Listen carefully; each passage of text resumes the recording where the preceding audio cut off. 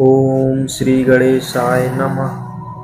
संक्षिप्त शिव पुराण कथा। अध्याय 1। शिव पुराण के श्रवण से देवराज को शिवलोक की प्राप्ति तथा चंचला का पाप से भय एवं संसार से वैराग्य। शौनक जी ने कहा, महाभाग सूत जी, आप धन्य हैं, परमार्थ तत्व के ज्ञाता हैं। आपने कृपा करके हम लोगों को यह बड़ी अद्भुत एवं दिव्य कथा सुनाई है।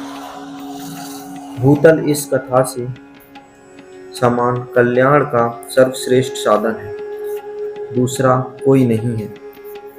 यह बात हमने आज आपकी कृपा से निश्चय पूर्वक समझ ली है।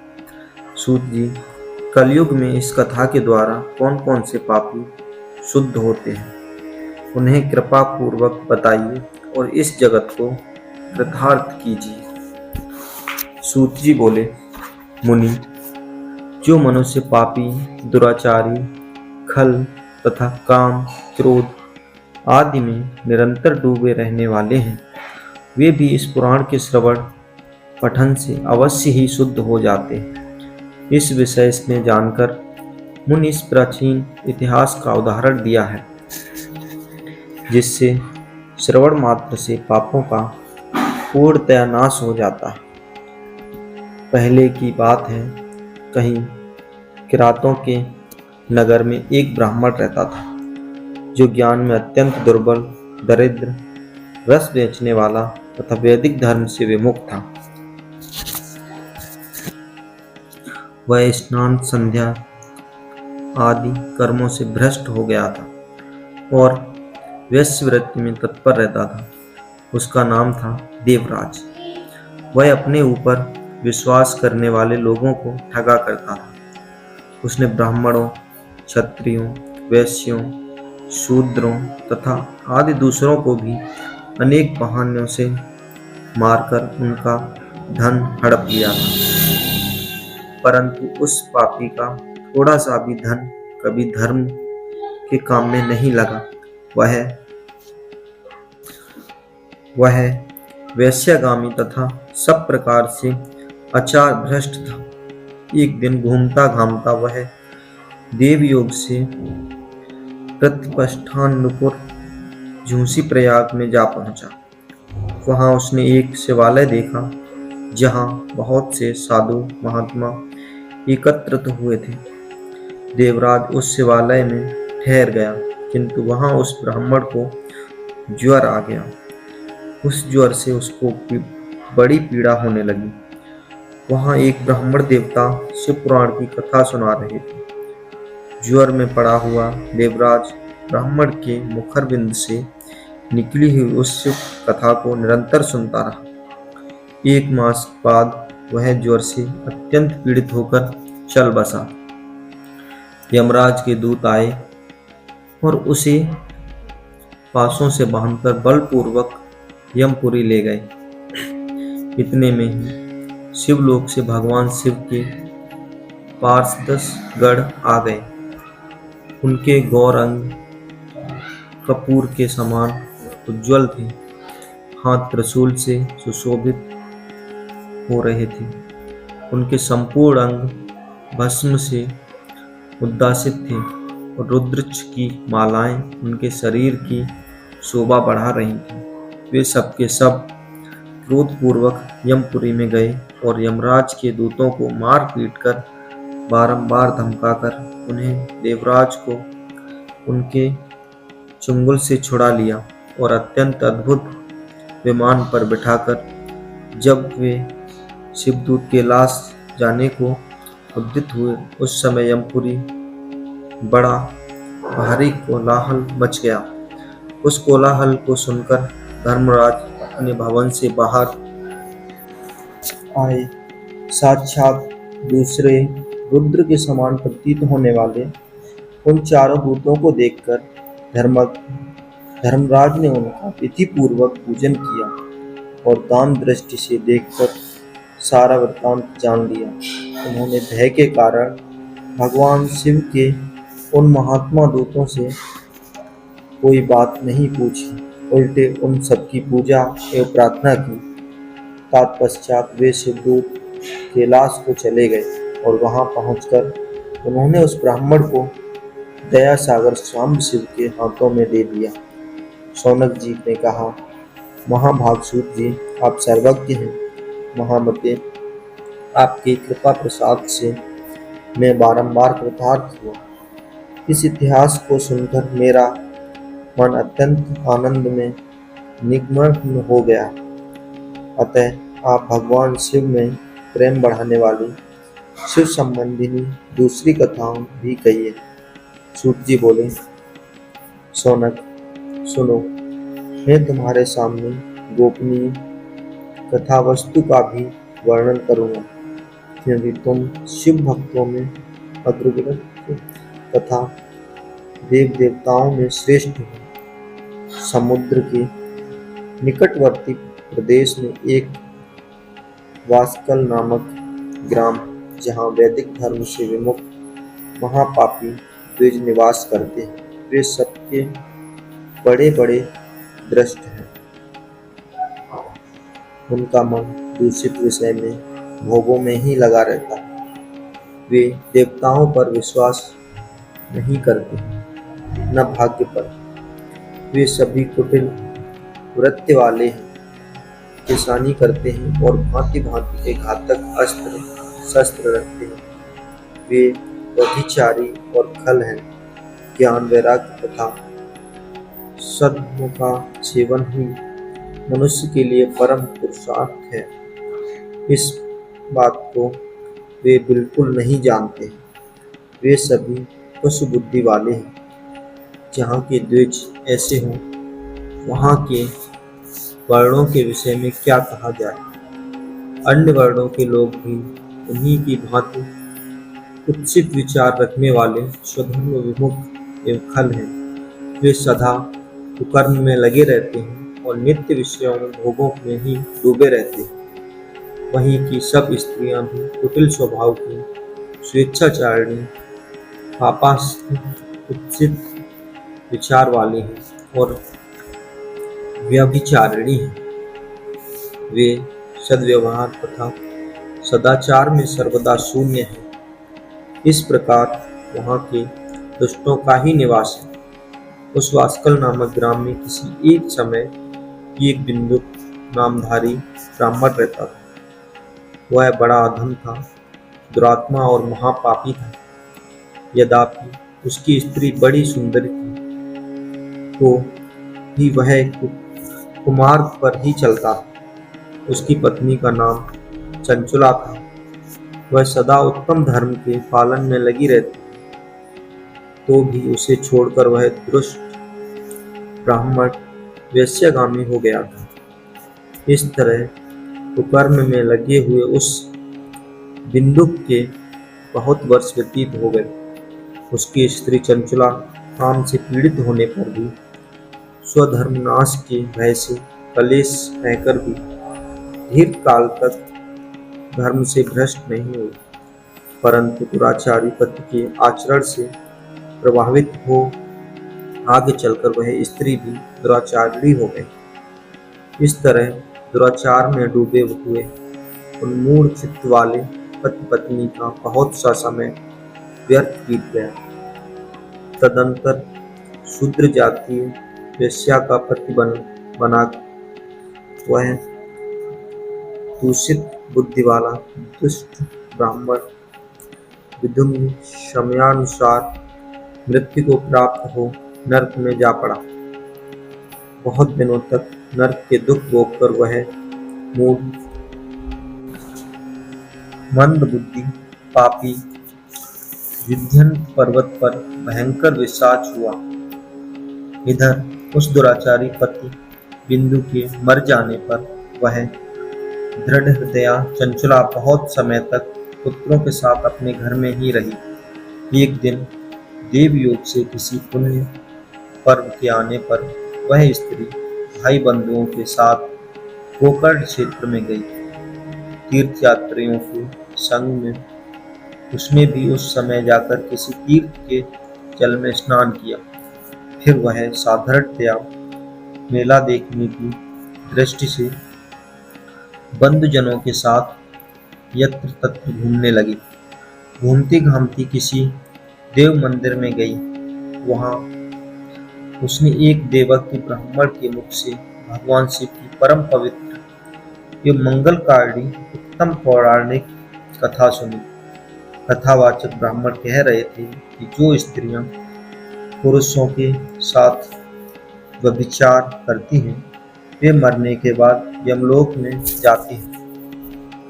तब यमराज के दूत उनकी योनि में तपे हुए लोहे का परिघ डालते हैं।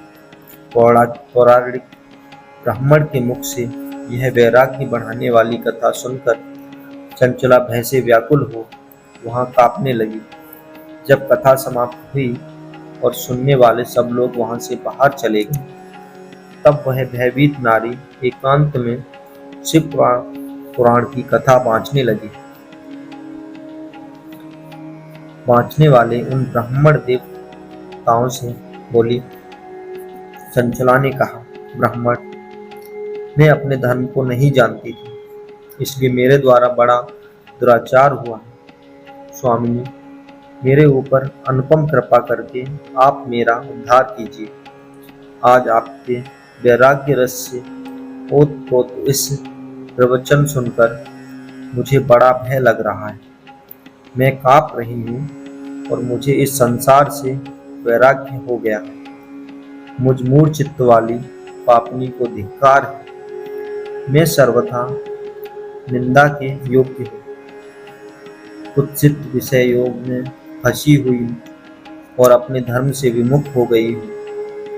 हाय, न जाने किस किस घोर कष्टदायक दुर्गति में मुझे पड़ना पड़ेगा और वहाँ कौन बुद्धिमान पुरुष को मार्ग में मन लगाने वाली मुझ पापिनी का साथ देगा। मृत्यु काल में उन भयंकर यमदूतों को मैं कैसे देखूंगी। जब मैं बलपूर्वक मेरे गले में फंदे डालकर मुझे बांधेंगे, तब मैं कैसे धीरज धारण कर सकूंगी। नरक में जब मेरे शरीर के टुकड़े टुकड़े किए जाएंगे, उस समय विशेष दुख देने वाली उस महायातनाओं को मैं वहाँ कैसे सहूंगी। हाय, मैं मारी गई, मैं जल गई, मेरा हृदय विदीर्ण हो गया है और मैं सब प्रकार से नष्ट हो गई, क्योंकि मैं हर तरह से पाप में ही डूबी रही। ब्राह्मण, आप ही मेरे गुरु हैं, आप ही माता और आप ही पिता हैं। आपकी शरण में आई हुई मुझ दीन अबला का आप ही उद्धार कीजिए। सूत जी कहते हैं, सौनक, इस प्रकार खेद और वैराग्य से युक्त हुई चंचला ब्राह्मण देवता के दोनों चरणों में गिर पड़ी। तब उन बुद्धिमान ब्राह्मण ने कृपा पूर्वक उसे उठाया और इस प्रकार कहा। अध्याय 2 से 3।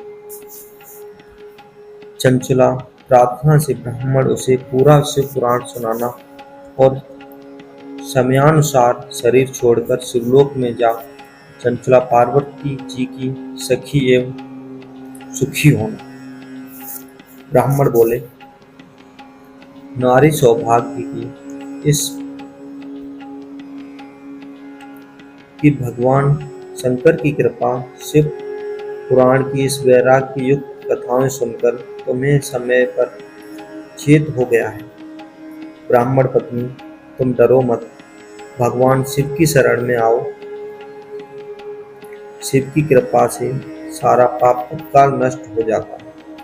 मैं तुमसे भगवान शिव की तीर्थ कथाएं से युक्त उस परम वस्तु का वर्णन करूंगा जिससे तुम्हें सदा सुख देने वाली उत्तम गति प्राप्त होगी। शिव की उत्तम कथा सुनने से ही तुम्हारी बुद्धि इस तरह पश्चाताप से युक्त एवं शुद्ध हो गई है। साथ ही तुम्हारे मन में विषयों के प्रति वैराग्य हो गया है। पश्चाताप ही पाप करने वाले पापियों के लिए सबसे बड़ा प्रायश्चित है। सत्य पुरुषों ने सबके लिए पश्चाताप को ही समस्त पापों का शोधक बताया है। पश्चाताप से ही पापों की शुद्धि होती है जो पश्चाताप करता है वही वास्तव में पापों का प्रायश्चित करता है, क्योंकि सत्य पुरुषों ने समस्त पापों की शुद्धि के लिए जैसे प्रायश्चित का उद्देश्य किया है, वह सब पश्चाताप में संपन्न हो जाता है। जो पुरुष विधि पूर्वक प्रायश्चित करके निर्भय हो जाता है पर अपने कुकर्म के लिए पश्चाताप नहीं करता, उसे प्राय उत्तम गति नहीं प्राप्त होती। परंतु जिसे आपने कुकृत्य पर हार्दिक पश्चाताप होता है, वह अवश्य उत्तम गति का भागी होता है, इसमें संशय नहीं। इस शिव पुराण की कथा सुनने से जैसे चित्त शुद्ध होता है, वैसे दूसरे उपायों से नहीं होते। जैसे दर्पण साफ करने पर निर्मल हो जाता है, उसी प्रकार इस शिव पुराण की कथा से चित्त अत्यंत शुद्ध हो जाता है, इसमें संशय नहीं है। मनुष्यों के शुद्ध चित्त में जगदम्बा पार्वती सहित भगवान शिव विराजमान रहते हैं। इससे वह शिव शुद्धात्मा पुरुष श्री शाम सदाशिव के पद को प्राप्त होता है। इस उत्तम कथा का श्रवण समस्त खुशियों के मनुष्यों के लिए कल्याण का बीज है। अतः यशोचित मार्ग इसकी आराधना अथवा सेवा करनी चाहिए। यह भवबंधन रूपी रोग का नाश करने वाली भगवान शिव की कथा को सुनकर फिर आपने अपने हृदय में आपका मनन एवं निधिध्यान करना चाहिए। इससे पूर्णतया चित्त शुद्ध हो जाती है। चित्त शुद्ध होने पर महेश्वरी भक्ति अपने दोनों पुत्रों ज्ञान और वैराग्य के साथ निश्चित ही प्रकट होती। तत्पश्चात महेश्वरी के अनुग्रह से दिव्य मुक्ति प्राप्त होती है, इसमें संशय नहीं है। जो मुक्ति से वंचित है उसे पशु समझना चाहिए, क्योंकि उसका चित्त माया के बंधन में आसक्त है। वह निश्चित ही संसार बंधन से मुक्त नहीं होगा। ब्राह्मण पत्नी, इसलिए तुम विषयों से मन को हटा लो और भक्ति भाव से भगवान शंकर की इस परम पावन कथा को सुनो। परमात्मा शंकर की इस कथा को सुनने से तुम्हारे चित्त की शुद्धि होगी और इसमें तुम्हें मोक्ष की प्राप्ति हो जाएगी। जो निर्मल चित्त से भगवान शिव के चरणाविंद का चिंतन करता है, उसकी एक ही जन्म में मुक्ति हो जाती है। यह मैं तुमसे सत्य सत्य कहता हूँ। सूत जी कहते हैं, सौनक, इतना कहकर वे श्रेष्ठ शिव भक्त ब्राह्मण चुप हो गए। उनका हृदय करुणा से आर्द्र हो गया था। वे शुद्ध चित्त महात्मा भगवान शिव के ध्यान में मग्न हो गए। तदंतर बिंदुक की पत्नी चंचुला मन ही मन प्रसन्न हो ब्राह्मण का उपदेश सुनकर उसके नेत्रों में आनंद के आंसू झलक आए। वह ब्राह्मण पत्नी चंचुला हर्ष भरे हृदय से उन श्रेष्ठ ब्राह्मण के दोनों चरणों में गिरकर हाथ जोड़कर बोली, मैं कृतार्थ हो गई। तत्पश्चात उठकर वैराग्य युक्त उत्तम बुद्धि वाली वह स्त्री, जो अपने पापों के कारण आतंकित थी, उन महान से भक्त ब्राह्मण से हाथ जोड़कर गदगद वाणी में बोली। चंचुला ने कहा, ब्राह्मण, शिव भक्तों में श्रेष्ठ स्वामी आप धन्य हैं, परमार्थदर्शी हैं और सदा परोपकार में लगे रहते हैं।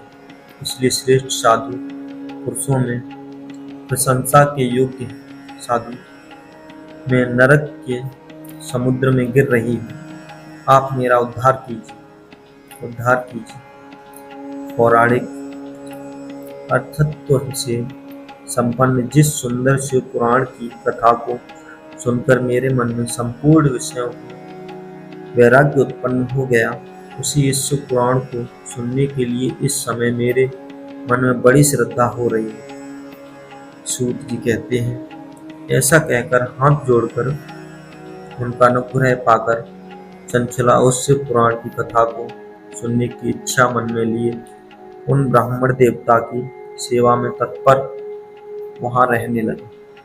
तदंतर शिव भक्तों में श्रेष्ठ और शुद्ध बुद्धि वाले उन ब्राह्मण देवों ने उसी स्थान पर उस स्त्री को शिव पुराण की उत्तम कथा सुनाई।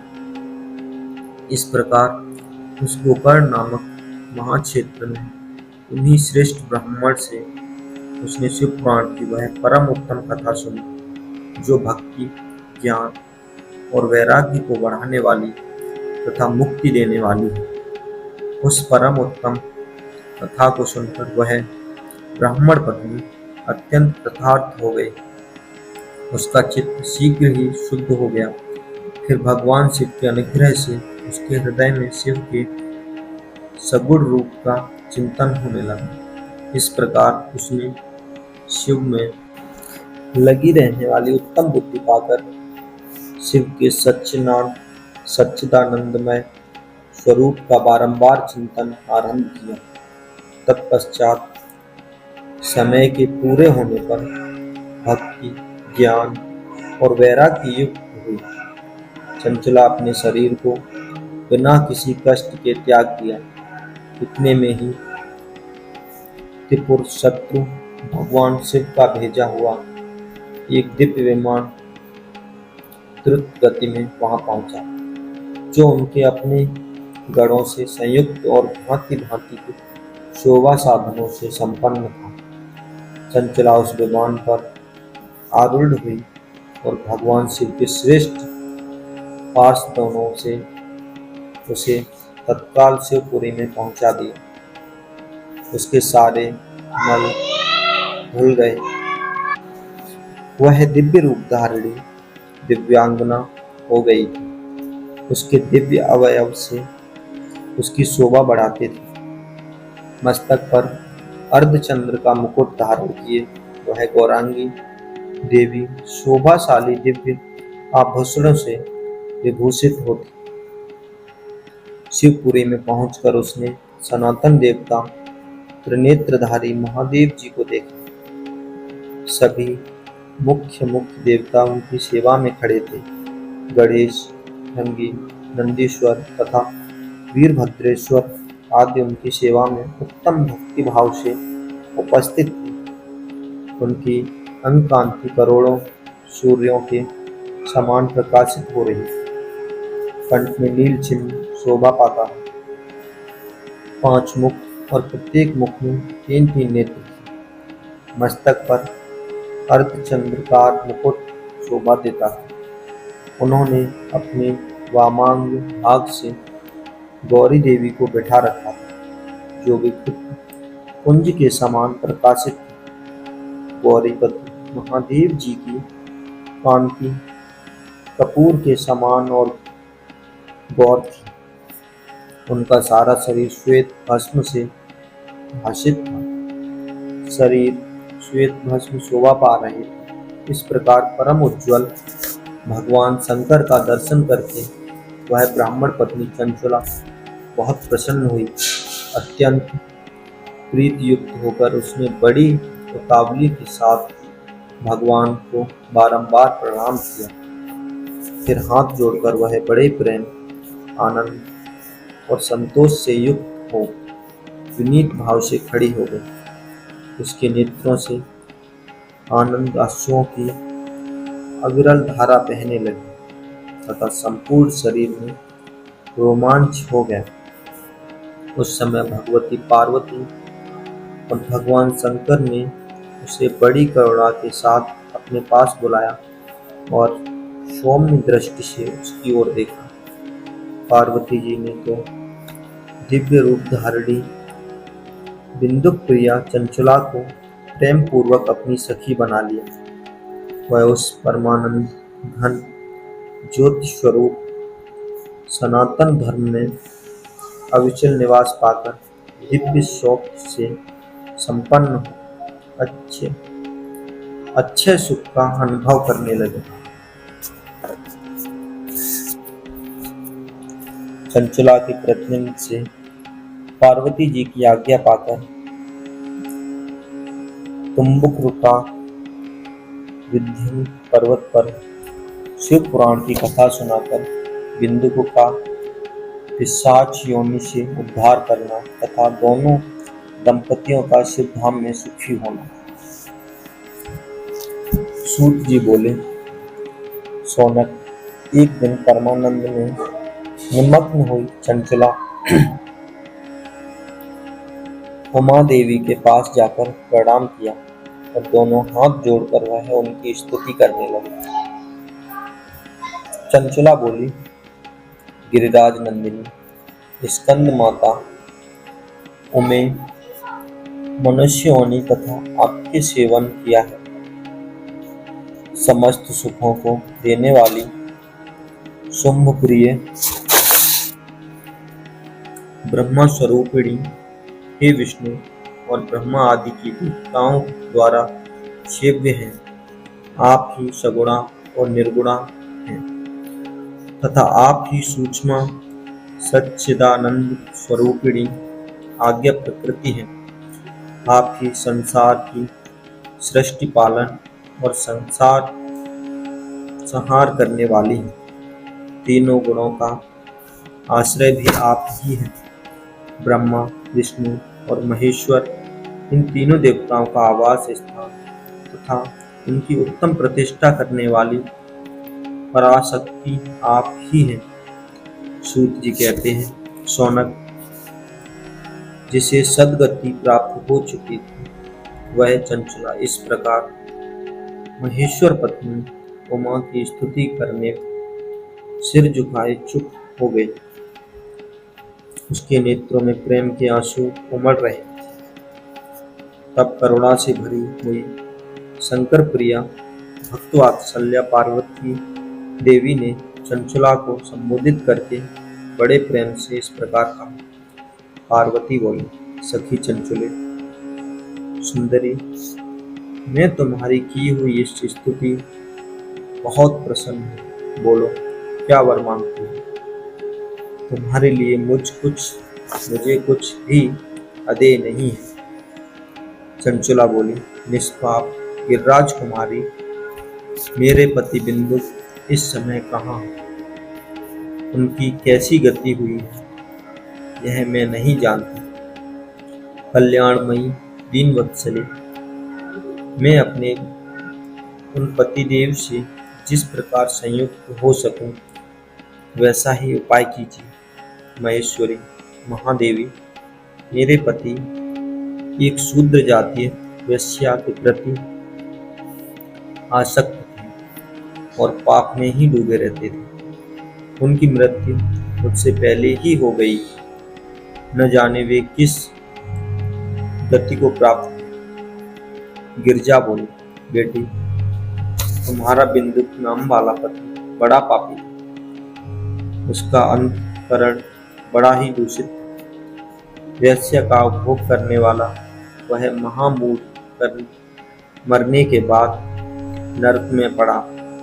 अगणित वर्षों तक नरक में नाना प्रकार के दुख भोग कर वह पापात्मा अपने शेष पापों को भोगने के लिए विंध्य पर्वत पर पिशाच हुआ है।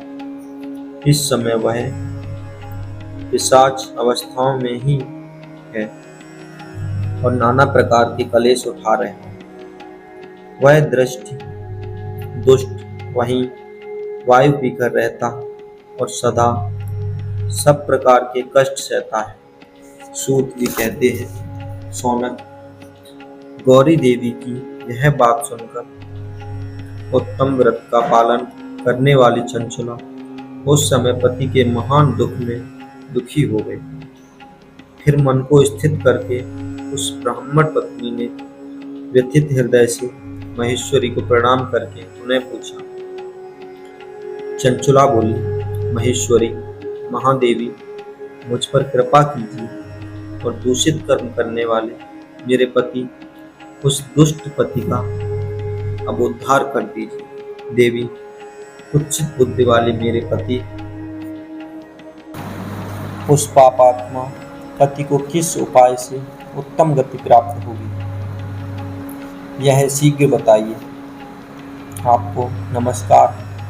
पार्वती ने कहा, तुम्हारा पति यदि शिव पुराण की पुण्यमयी उत्तम कथा सुने तो सारी दुर्गति को पार करके वह उत्तम गति का भागी हो सकता है। अमृत के समान मधुर अक्षरों से युक्त गौरी देवी का यह वचन आदर पूर्वक सुनकर चंचुला ने हाथ जोड़ मस्तक झुकाकर उन्हें बारंबार प्रणाम किया और अपने पति के समस्त पापों की शुद्धि तथा उत्तम गति की प्राप्ति के लिए पार्वती देवी से यह प्रार्थना की, मेरे पति को शिव पुराण की कथा सुनाने की व्यवस्था होनी चाहिए। उस ब्राह्मण पत्नी के बारंबार प्रार्थना करने पर शिवप्रिया गौरी देवी को बड़ी दया आई।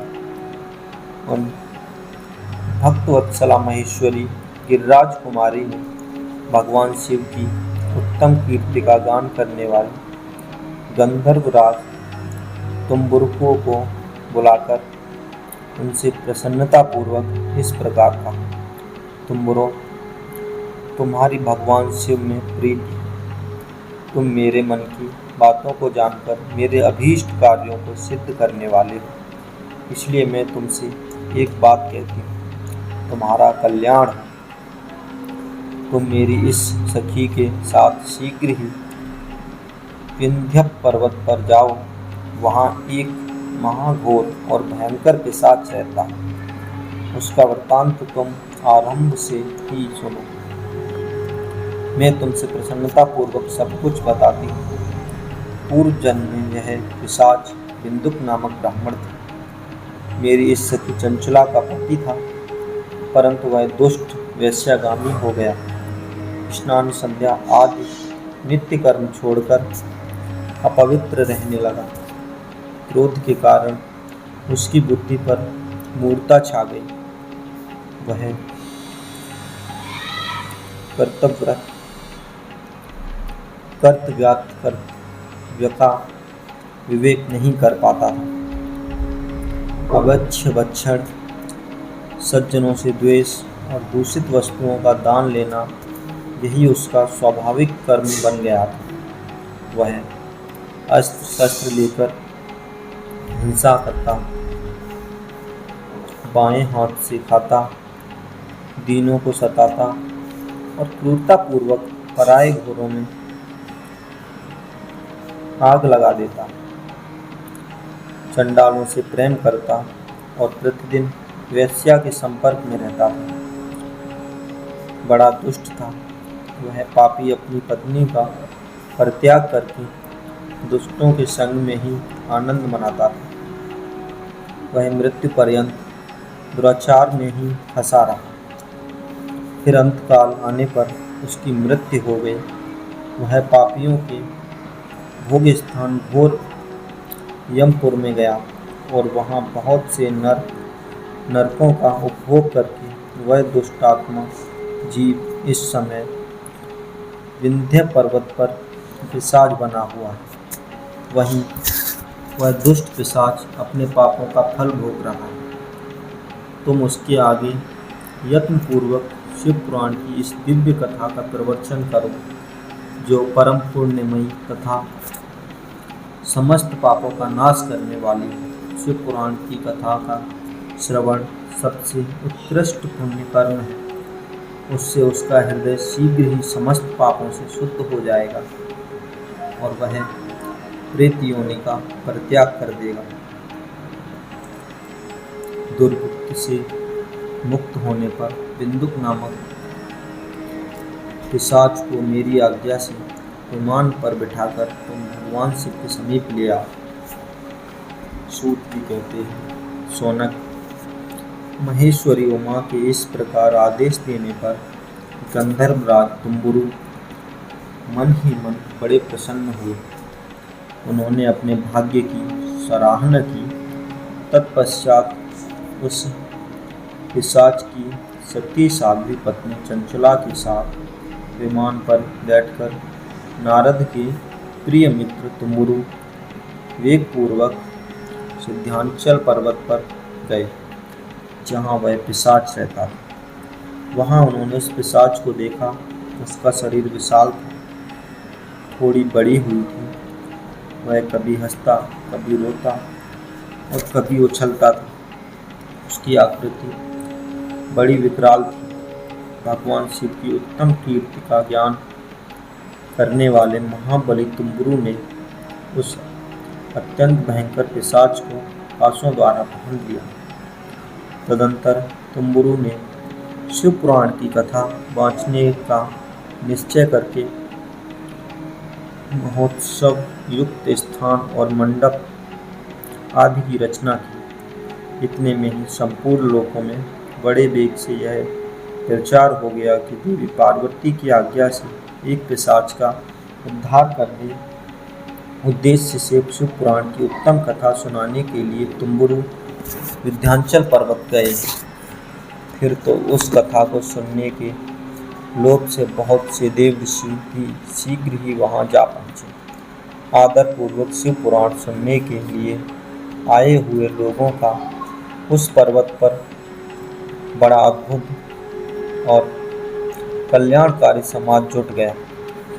फिर तुम्बुरु ने उस पिशाच को पासों में बांधकर आसन पर बिठाया और हाथ में वीणा लेकर गौरी पति का कथा का गान आरंभ किया।